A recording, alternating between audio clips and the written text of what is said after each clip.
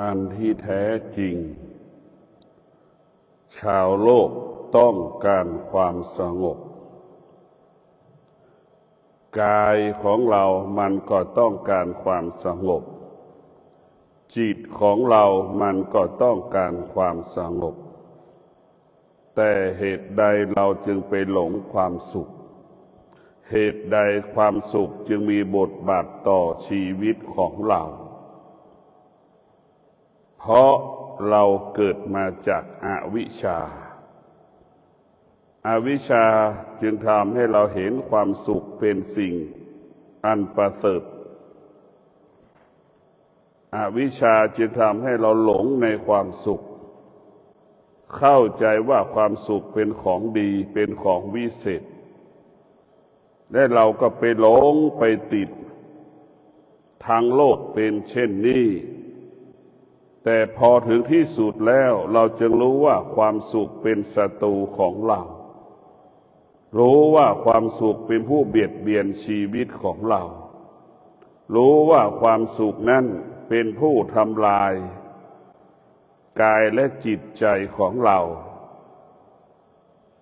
ดั่งสามีภรรยาที่แต่งงานกันแล้วจึงรู้ว่าแต่งงานแล้วไม่มีความสุขมีลูกแล้วก็ไม่มีความสุขมีลูกมีหลานแล้วก็ไม่มีความสุขมีทรัพย์มีสมบัติแล้วก็ไม่มีความสุขเพราะเราขาดความสงบจิตไม่สงบกายไม่สงบมันจึงไม่ได้เกิดความสุขความสุขนั้นมันเก่งมันหลอกล่อให้เราหลงไหลในความสุขมันหลอกล่อให้เราชื่นชมในความสุขมันหลอกล่อให้เรายึดมั่นถือมั่นในความสุขจนถึงที่สุดมันก็หลอกล่อให้เราขัดแย้งแตกแยกกันจนถึงที่สุดจึงเกิดคำว่าความทุกข์ใครบอกว่ามีเมียแล้วมีความสุขไม่มีในโลกใครบอกว่ามีผัวแล้วมีความสุขไม่มีในโลกใครบอกว่ามีลูกแล้วมีความสุขไม่มีในโลก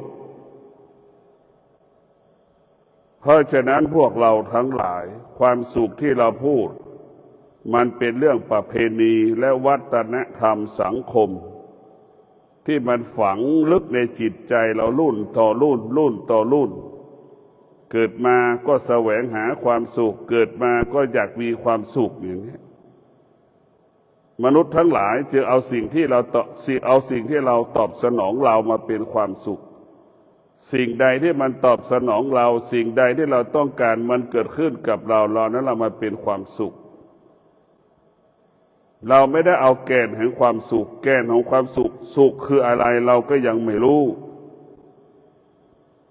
สุขจริงๆมันคืออะไรเราก็ไม่รู้เมื่อเราไม่เห็นสุขชีวิตเราจึงไม่พบความสุขเมื่อเราไม่เห็นสุขเราจึงเข้าไม่ถึงความสุขความสุขอันที่แท้จริงของพระพุทธเจ้าก็เกิดจากศีลหรือศีลทั้ง5ข้อเป็นต้นกำเนิดความสุขแต่เราดำเนินชีวิตไม่ได้ครบองค์ประกอบศีลชีวิตเราจึงไม่มีความสุขชีวิตเราจะมีความสุขได้เมื่อเราดำรงตนด้วยศีลทั้ง5ข้อศีลทั้ง5ข้อจึงเป็นความสุขอันบริสุทธิ์เป็นความสุขอันประเสริฐเป็นความสุขอันมีค่าและมีความหมายของมนุษย์โลกความสุขใดๆต้องประกอบไปด้วยศีลเป็นความสุขอันมีค่าเป็นความสุขอันประเสริฐความสุขใดๆล่วงละเมิดศีลความสุขใดๆปราศจากศีลความสุขนั้นไม่บริสุทธิ์ความสุขนั้นเป็นความสุขจอมปลอมไม่ใช่เป็นความสุขที่แท้จริงเป็นความสุขที่คนไม่ยอมรับเพราะฉะนั้นพวกเราทั้งหลาย สุขเกิดจากศีลศีลเป็นเหตุให้เกิดความสุขทั้งชายทั้งหญิงดำรงตนด้วยศีลทั้งชายทั้งหญิงมีความสุขดังสามีภรรยาพ่อแม่ลูกดำรงตนด้วยศีลพ่อแม่สามีภรรยาลูกมีความสุขครอบครัวอบอุ่นอันนี้ก็คือความสุขของพระพุทธเจ้าก็คือศีลแต่เราไม่ได้เอาศีลมาเป็นหลักพวกเราทั้งหลายไม่เห็นเราได้ยินความสุขแค่หูได้ยินความสุขได้เรื่องเป็นเรื่องของคำพูดได้ยินความสุขเป็นเรื่องของตาเอาตาเห็นรูปสิ่งใดที่พอใจนั่นแหละคือความสุขหูได้ยินเสียงคนไหนเอาคนนั้นเสียงนั่นแหละคือความสุขเราเป็นเช่นนี้เป็นแบบนี้พระพุทธเจ้าจึงเห็นว่าความสงบเป็นแก่นเป็นสาระของชีวิตความสงบนั้นเป็นสิ่งมีค่าเป็นสิ่งอันประเสริฐสำหรับผู้ที่ปฏิบัติธรรมประพฤติธรรมความสงบกับความสุขมันแตกต่างกันดังมะม่วงดิบกับมะม่วงสุกย่อมแตกต่างกันมะม่วงสุกนั้นพวกเราทั้งหลายมันไม่ต้องอาศัยถ้วยอาศัยช้อนมันก็อาศัยปากฟันเอากัดดุดกินได้มะม่วงดิบต้องอาศัยมีดต้องอาศัยเกลือต้องอาศัยน้ำตาลต้องอาศัยน้ำปลาเห็นไหมมันจะแตกต่างกันมันก็บอกว่าสุขต้องความสุขเกิดจากการไปอาศัยสิ่งอื่นๆความสุขเกิดจากการไปพึ่งพาสิ่งอื่นๆแต่ถ้าความสงบมันพึ่งพาตนเองอาศัยตนเองความสงบเปรียบเสมือนเราเป็นเจ้าของบ้านเป็นเจ้าของหอพักนั่นแหละเราสร้างขึ้นได้ตัวเราเองแล้วเราเป็นเจ้าของมันตรงกันข้ามความสุขเปรียบเสมือนคนไปเช่าหอพักอยู่เห็นไหมไปเช่าของเขาอยู่ไปแอบอยู่กับเขาเหมือนสามีภรรยาอยู่ด้วยกันวันหนึ่งเกิดความเบื่อหน่ายเห็นไหมฉันไม่อยู่กับเธอเธอไม่ต้องอยู่กับฉันขอออกจากเธอไปเนี่ยมันก็เป็นเราก็ไม่มีสิทธิ์เหมือนเจ้าของหอนะวันนี้พออีกเดือนหน้าเธอออกจากหอฉันไปแน่อย่างเงี้ยเราก็ไม่มีสิทธิ์ที่จะมาต่อรองได้เพราะเราไม่ได้เป็นเจ้าของหอสุขเกิดการไปพึ่งพาสิ่งอื่นอาศัยสิ่งอื่นตรงกันข้ามความสงบนั้นเกิดจากตัวเราเหมือนเจ้าของหอเราเริ่มสร้างหอด้วยความคิดของเราด้วยน้ำพักน้ำแรงของเราจะสร้างความสงบเราต้องนั่งสมาธิพื้นฐานของสมาธิก็คือศีลเป็นรากฐานของตึกศีลเปรียบเสมือนศีลนั้นเปรียบเสมือนรากฐานของตึกชีวิตเราก็เหมือนตึกจะมั่นคงได้ต้องอาศัยรากฐานชีวิตเราจะมั่นคงได้ต้องอาศัยศีลดังสามีภรรยารักษาศีลทำให้คู่ครองนั้นมั่นคง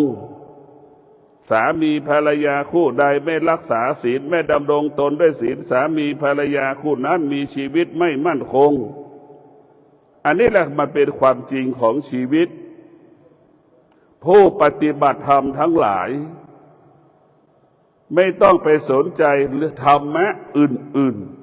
ๆขอให้เราสนใจธรรมะอันเป็นความจริงชีวิตประจำวันของเรานี่แหละที่มันเกิดขึ้นกับชีวิตเราประจำวันของเราให้เรารู้ว่าทำไมเราต้องแสวงหาความสุขทำไมเราไม่แสวงหาความสงบ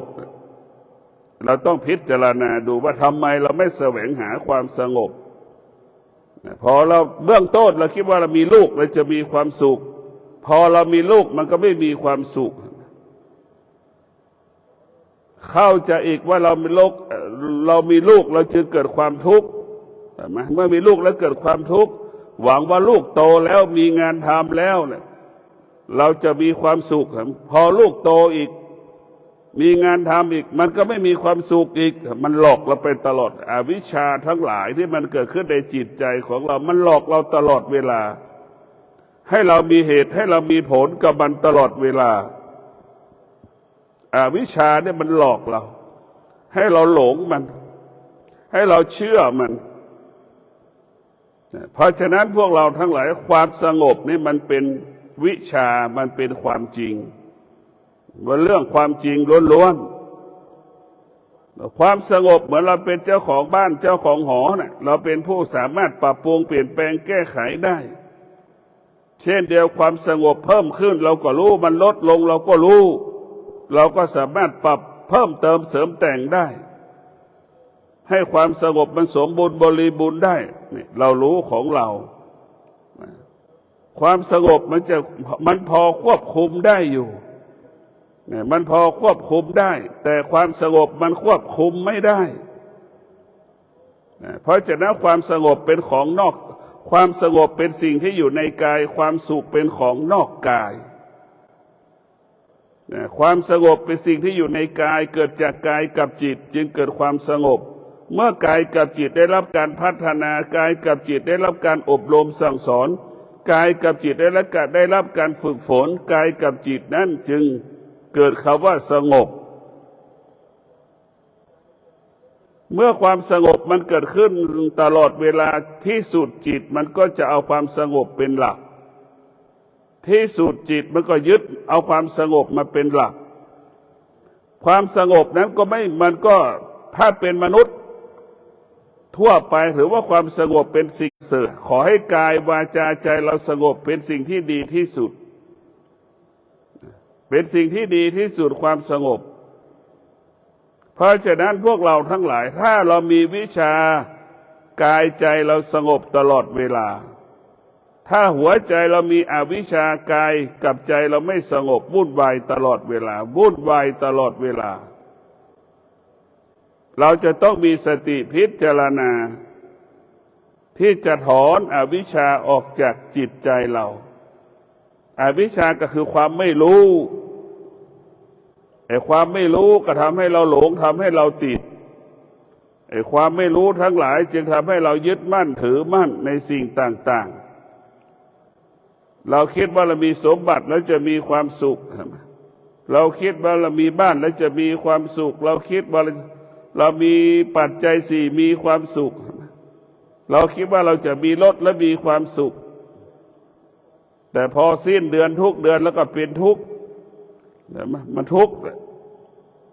เพราะฉะนั้นพวกเราทั้งหลายเราต้องมีสติรู้ที่จะอดทนบำเพ็ญเพียรเรามีสติรู้ที่เราจะมีสัจจะที่จะนั่งสมาธิเรามีสติรู้ที่จะมีวิริยะภาคเพียรในการนั่งสมาธิเช่นเวลานี้เรากำลังนั่งสมาธิเรามีสติรู้เราตั้งใจที่จะนั่งสมาธิเราจะมีความตั้งใจนั่งตัวตรงเรามีสติรู้จะไม่ขยับเท้าขวาเท้าซ้ายจะไม่ขยับมือขวามือซ้ายเรามีสติรู้นั่งตัวตรงกำหนดลมหายใจเข้ากำหนดลมหายใจออกให้เรารู้แค่นี้แหละนี่แหละคือการพัฒนานี่แหละคือการอบรมธรรมะจึงเป็นเครื่องอบรมจิตธรรมะเป็นเรื่องฝึกจิตฝึกกายกายของเราเปรียบเสมือนควายที่มันไถนาเห็นไหมกว่าควายที่มันจะไถนาได้มันต้องฝึกเมื่อมันฝึกมาแล้วพอถึงฤดูไถนาเราไปจับควายที่เราฝึกมาไถนามันก็ไปตามที่เรากำหนดจิตของเราที่ฝึกแล้วก็เป็นเช่นนั้นจิตของเรามันก็เปรียบเสมือนควายสติก็เปรียบเสมือนคนที่ถือหางไถไถนามันกำกับควายนะสติกำกับจิตสติควบคุมจิตเห็นไหมสติกำหนดจิตควายเห็นไหมมันก็เดินไปตามสี่มุมของนาเป็นรูปแบบ ใดก็แล้วแต่ควายก็จะเดินไปตามรูปแบบของนานั้นมันก็ไถนาไปเรื่อยนั่นแหละจิตที่ฝึกฝนมันกำหนดได้กำกับได้ควบคุมได้เหมือนเราเหมือนคนไถนาควบคุมควายนั้นได้สติจึงเป็นผู้กำกับกำหนดควบคุมจิตสติเป็นผู้อบรมจิตเพราะฉะนั้นพวกเราทั้งหลายเราต้องฝึกฝนกายของเราให้มันคุ้นเคยฝึกจิตของเราให้มันคุ้นเคยกับการนั่งสวดมนต์การนั่งไหว้พระการเดินจงกรมการนั่งสมาธิต้องฝึกให้เรารู้ว่ามันเจ็บมันปวดก็ให้เรารู้ว่ามันเจ็บมันปวดมันหิวก็ให้เรารู้ว่ามันหิวให้เรารู้เท่านั้นหลักธรรมแม่ของพระพุทธเจ้ารู้ไม่ติดรู้เมื่อเรารู้แล้วเราไม่ยึดติดมันนั่นแหละคือเป็นสิ่งที่มีค่ารู้ด้วยวิชาเราจะไม่ยึดติดสิ่งที่เรารู้สิ่งที่เรารู้มันไม่เที่ยงมันไม่เที่ยงมันไม่เที่ยงให้เรารู้แบบนี้สิ่งที่เรารู้มันไม่เที่ยงเพราะฉะนั้นพวกเราทั้งหลายเรากลับมาพัฒนากายให้ใจสงบกายจะสงบได้ไม่มีสติรู้แล้วมีสติอยู่กับเอาสติไปควบคุมจิตให้จิตอยู่ในกายตลอดเวลาเหมือนคนอยู่ในบ้านเห็นไหมท่านทั้งหลายพิจารณาดูเราอยู่ในบ้านเนี่ยความสงบมันเกิดความวุ่นวายมีน้อยความวุ่นวายมันตรงกันข้ามเราออกนอกบ้านเนี่ยเหมือนเราไปขึ้นเซ็นทรัลพารากอนเนี่ยเห็นไหมมันวุ่นวายไปหมดความอยากมันเกิดทางตาความอยากเกิดทางจมูกเดินผ่านอาหารจมูกมันเห็นได้สัมผัสกับกลิ่นมันก็อยากความอยากมันก็เกิดขึ้นตาไปเห็นรูปแบบอาหารก็อยากได้ความอยากก็เกิดขึ้นอีกใช่ไหมคือนี่แหละคือความอยากมันเกิดขึ้นจากตาที่สัมผัสกับรูปความอยากเกิดขึ้นจากหูสัมผัสกับเสียงความอยากเกิดขึ้นจากจมูกสัมผัสกับกลิ่นใช่ว่าของที่มันหอมเนี่ยมันจะเกิดคำว่าของที่มันหอมมันจะกินอร่อยมันก็ไม่ใช่ของที่มันเหม็นเรากินไม่อร่อยมันก็ไม่ใช่เราจะไปยึดติดว่าสิ่งที่มันเหม็นเป็นสิ่งที่ไม่ดีก็ไม่ใช่พวกเราทั้งหลายต้องพิจารณาดูพิจารณาดูแบบนี้เราต้องธรรมะของพระพุทธเจ้าต้องพิจารณาเราจะได้เกิดปัญญานี่ทำไมเราต้องการความสุขแต่พอเราสิ่งนั้นมันปรากฏกับเราแล้วทำไมเราไม่มีความสุขเช่นเรามีสามีแล้วทำไมเราไม่มีความสุขทำไมเรามีลูกแล้วเราไม่มีความสุขทำไมเรามีทรัพย์สมบัติไม่มีความสุขอย่างนี้เราต้องพิจารณาว่าอันที่แท้จริงใจของเรามันต้องการอะไรแต่ต้องพิจารณาเมื่อเราพิจารณาแล้วเราบอกรู้ว่ากายของเราจิตของเรามันต้องการความสงบอันที่แท้จริงกายจิตของเราต้องการความสงบอันที่แท้จริงจิตของเราต้องการความสงบมันไม่ได้ต้องการความสุขความสุขเปรียบเสมือนเชื้อโรคไข้หวัดใหญ่ทั้งนั้นมันแพร่กระจายทำให้เราอ่อนแอทำให้เราอ่อนแอทำให้เราไม่สบายใจเป็นเช่นนั้นตรงกันข้ามความสงบเปรียบเสมือนคนที่ไม่ได้ติดเชื้อไม่ติดเชื้อโควิดไม่ติดเชื้อไข้หวัดใหญ่นั่นแหละร่างกายแข็งแรงมีความสุขเนี่ยความสงบจะเป็นเช่นนั้นเพราะฉะนั้นพวกเราทั้งหลายที่มีสติพิจารณาชีวิตเขานั้นเราต้องพิจารณาเรื่องชีวิตเราจะทำอย่างไรในการดำเนินชีวิตแต่ละวันให้เกิดคำว่าความดีงามกับชีวิตของเราทำยังไงให้ชีวิตเราพบความดีงามทุกวันเนี่ยเราจะต้องพิจารณาเช่นปากของเราเนี่ยเราจะต้องเอาปากของเราไปสร้างสรรค์ความดีจะต้องเอาปากของเราไปพูดเรื่องสิ่งที่ดีๆไปแสวงหาความดีนี่เราจะต้องไปหาปากของเราไปสนทนาธรรมไปสอบถามผู้รู้ทั้งหลายเรียกว่าวิสัชนาเนี่ยทำความดีด้วยปาก ทำความดีด้วยวาจาของเราความดีด้วยใจของเราเราจะต้องสนทนาอย่างนี้สนทนาธรรมแลกเปลี่ยนความคิดเราจะได้ความรู้อย่างนี้แหละเพราะฉะนั้นพวกเราต้องพิจารณาทุกวันเมื่อเราพิจารณาทุกวันแล้วสิ่งต่างๆที่มันกระทบตาอย่างเงี้ยมันก็ไม่เกิดผลกับตาสิ่งต่างๆที่มันกระทบกับหูมันก็ไม่มีผลต่อหูกระทบจมูกก็ไม่มีผลต่อจมูกมันกระทบที่กายก็ไม่มีผลต่อกายที่มันถูกกระทบสิ่งมันกระทบที่จิตก็มั่นคงไม่มีค่าสำหรับจิตรู้ชีวิตของเรานั้นมันมีค่ามันมีราคามันมีความหมายเมื่อจิตของเราสงบคำว่าความสงบนี่แหละจึงทำให้ชีวิตเรามีคุณค่าและมีความหมายความสงบเป็นผู้สร้างสรรค์ชีวิตของเราส่วนความสุขนั้นเป็นผู้เบียดเบียนชีวิตของเราพิจารณาดูจริงหรือไม่ความสุขคือผู้เบียดเบียนกายและใจของเราความสุขเป็นผู้เบียดเบียนทรัพย์สมบัติของเราเช่นวันนี้ตื่นมาตี 5เนี่ยบางครอบครัวยังไม่มีข้าวสารที่จะหุงข้าวเห็นไหมเป็นทุกข์ไหมบางครอบครัวพอตื่นสายมาลูกจะไปเรียนหนังสือยังไม่มีสตางค์ให้ลูกไปเรียนหนังสืออีกนี่แหละเราพิจารณาดู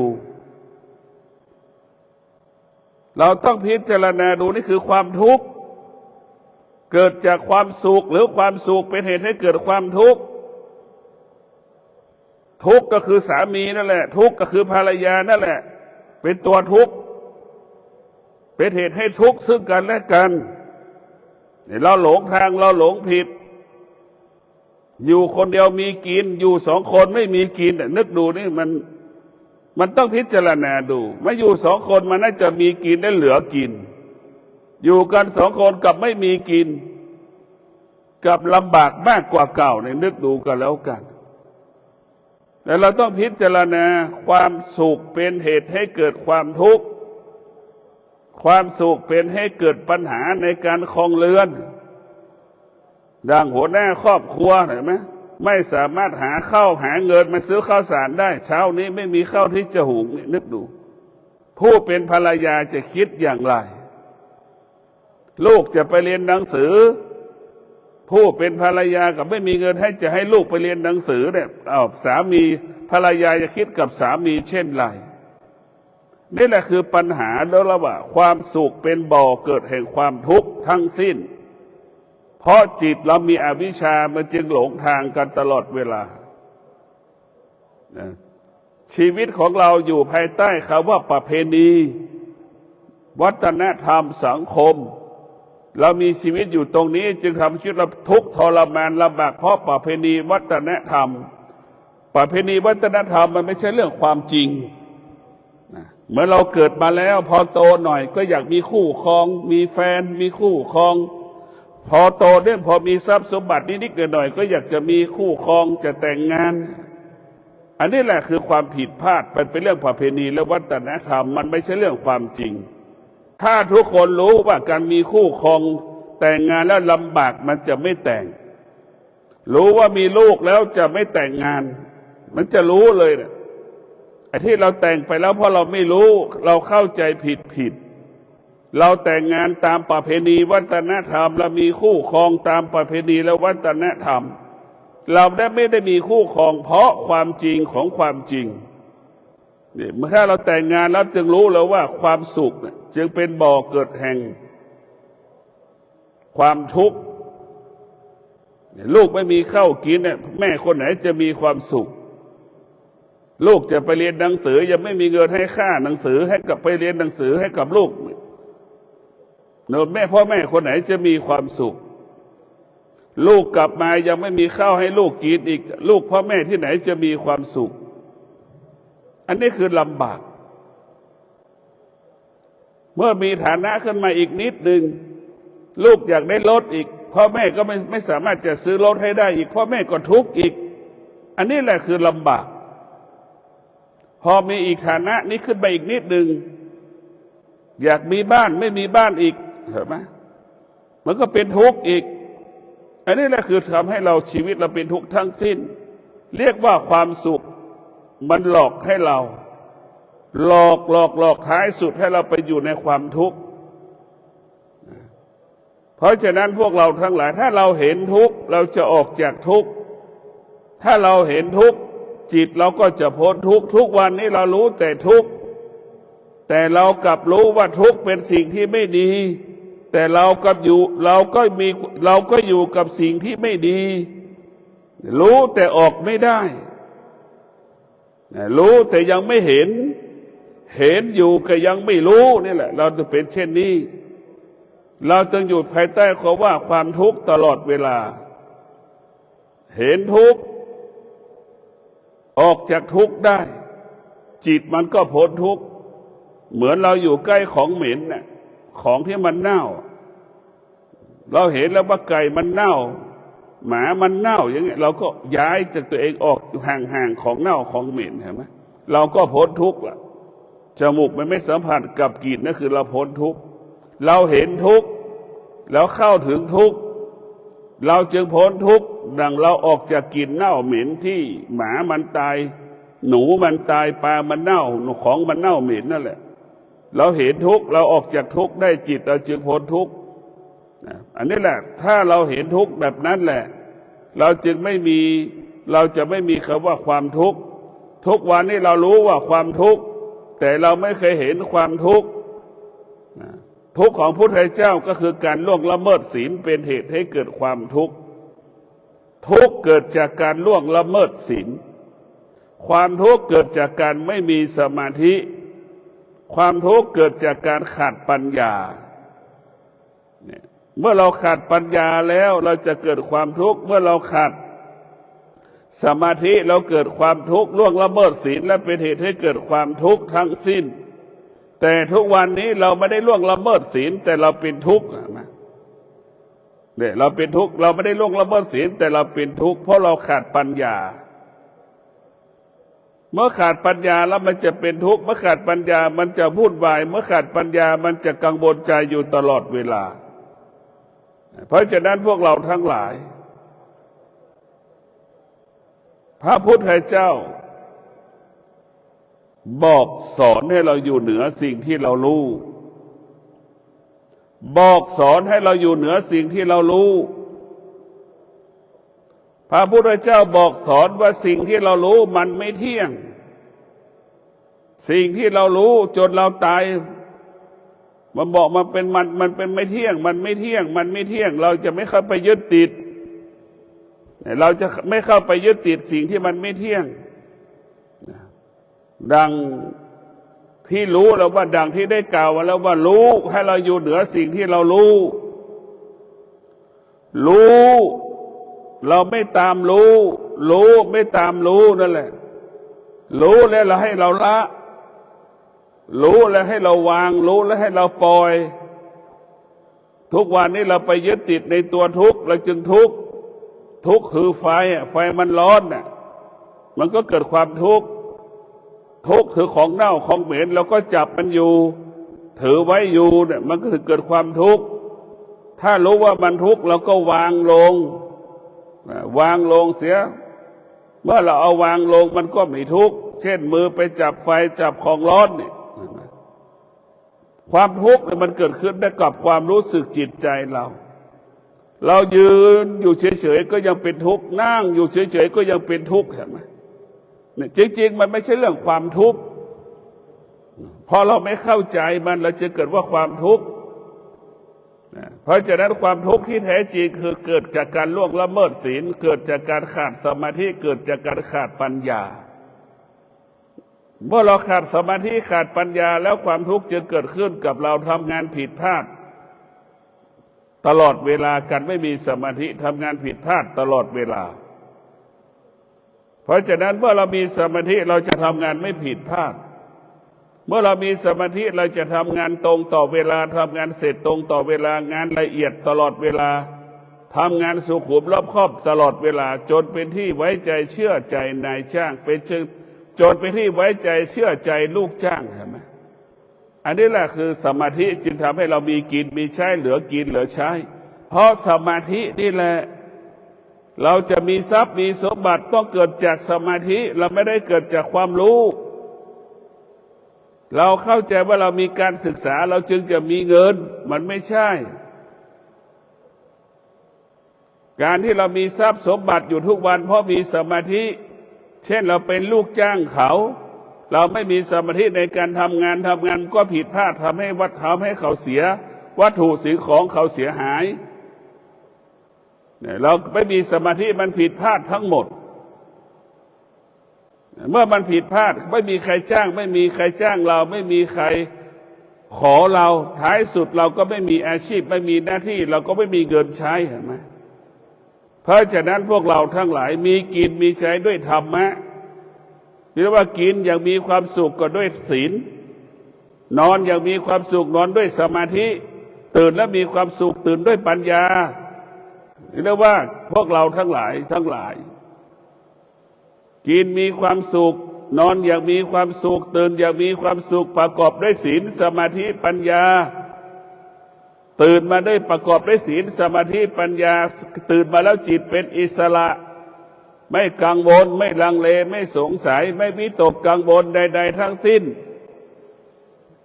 พวกเราต้องมีสติพิจารณา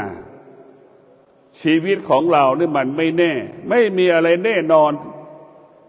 เหมือนเด็กเหมือนนักเรียนโรงเรียนจังหวัดอุทัยไม่มีอะไรแน่นอนเช้าจะออกบ้านนักเรียนทุกคนแต่งตัวมีความสุขที่จะไปทัศนศึกษามีความสุขแทบนอนไม่หลับดีใจที่จะได้ออกไปต่างจังหวัดนึกดูก็แล้วกันพอไปเจอสภาพความเป็นจริงรถไฟไหม้รถนึกดูนี่เราเห็นลูกเด็กลูกหลานเราทรมานขนาดไหนกว่าไฟจะครอบเด็กทุกทรมานลำบากขนาดไหนนั่นแหละมันไม่มีอะไรแน่นอนเราไม่ควรประมาทเราจะได้ประมาทเราต้องมีสติบำเพ็ญเพียรทำความดีทุกวันถ้าเราประมาทเมื่อไหร่ไม่มีโอกาสจะได้ทำความดีไม่มีโอกาสจะได้สร้างสรรค์ความดี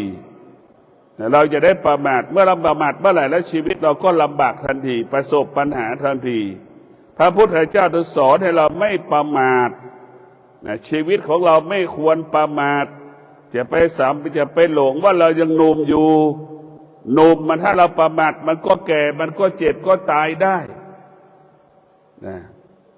ถ้าเราประมาททำให้แก่เจ็บตายเกิดก่อนเวลากำหนดถ้าเราประมาทถ้าเราไม่ประมาทเนี่ยแก่เจ็บตายเป็นไปตามหลักของธรรมชาติมันเป็นไปตามหลักของธรรมชาติแก่เจ็บตายเพราะฉะนั้นพวกเราทั้งหลายต้องมีสติไม่ประมาทเมื่อเรามีสติไม่ประมาทในตัวสติจะต้องอดทนคำว่าอดทนนี่คือไปจัดระเบียบในการทำงานไปวางแผนในการทำงาน1 2 3 4 5คนนี้ A จะไปตรงนี้ B จะไปตรงนี้ A จะต้องทำอันนั้น B จะต้องทำอย่างนี้ C จะต้องอยู่ตรงนี้มันจะบอกมันจะมีระเบียบแบบแผนนั่นแหละความอดทนมันมีภาระคำสอนของพระพุทธเจ้ามันมีพลังมีอานุภาพใช้ได้ทุกอย่างคำสอนของพระพุทธเจ้าเหมือนเครื่องปรุงอาหารจะไปปรุงในไก่ก็ได้ในปลาก็ได้ในหมูก็ได้สัตว์กี่ชนิดใช้ได้หมด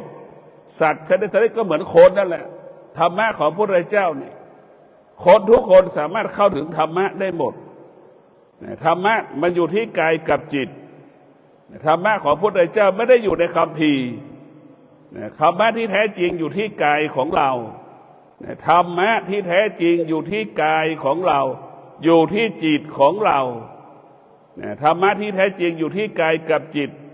ร่างกายของเรานี่แหละเปรียบเสมือนอาจารย์ใหญ่เห็นไหมร่างกายของเราเปรียบเสมือนอาจารย์ใหญ่จิตของเราเปรียบเสมือนนักศึกษาเรียนรู้ร่างกายของอาจารย์ใหญ่แบบนั้นแหละเราต้องพิจารณากาย ว่ามันไม่เที่ยงเป็นของเน่าของป่วยเป็นของไม่สวยไม่งามเนี่ยเราต้องพิจารณาทำไมเราไปหลงกายเห็นไหมเราขาดพิจารณาเหมือนหมอขาดปัญญาเห็นไหมหมอมีแต่ความคิดแต่หมอขาดปัญญาหมอยังมีแต่งงานกันอยู่เห็นไหมมีลูกเนี่ยมันก็ลำบากอย่างนั้นร่างกายก็ไปหลงในร่างกายเห็นไหมไปติดในร่างกายของผู้เป็นภรรยาไปติดในร่างกายผู้เป็นสามีไปหลงกันเห็นไหมไปหลงจนถึงที่สุดวันหนึ่งเราอยู่ด้วยกันไม่ได้ก็ร้องไห้เสียใจอีกเห็นไหมชีวิตของเราเป็นสิ่งที่ควบคุมไม่ได้ร่างกายของเราเป็นสิ่งที่ควบคุมไม่ได้ให้เราพิจารณาเมื่อเราไปยึดติดสิ่งที่ควบคุมไม่ได้จึงเป็นเหตุให้เกิดความทุกข์จึงขอความสุขสวัสดีจงเกิดกับท่านทั้งหลายมีสติตั้งมั่นบำเพ็ญเพียรทำความดีชีวิตเราจะประสบแต่ความดีชีวิตเราได้รับแต่ความดีขอเจริญพร